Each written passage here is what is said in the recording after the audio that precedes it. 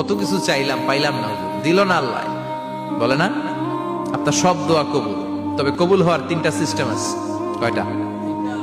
চান্দুল্লাহর ভাইয়েরা মনে থাকবে কয়টা? আপনি যত দোয়া করছেন সব কবুল, কারণ আল্লাহর কাছে কিছু চাইলে আল্লাহ ফিরাইয়া দিতে জানে না। আল্লাহ জানেই না কেমনে ফিরাইয়া দিতে হয়। সুবহানাল্লাহ কোন?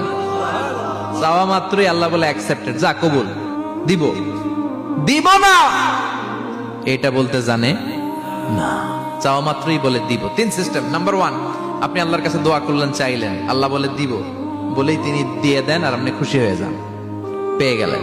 নাম্বার 2, আপনি আল্লাহর কাছে দোয়া করলেন, চাইলেন, তখনও আল্লাহ বলে দিব, তবে এখন না, সবুর, একটু পরে দিব। কখন দিলে আমার জন্য ভালো, আমার চেয়ে ভালো জানে কে, পরে দিবে।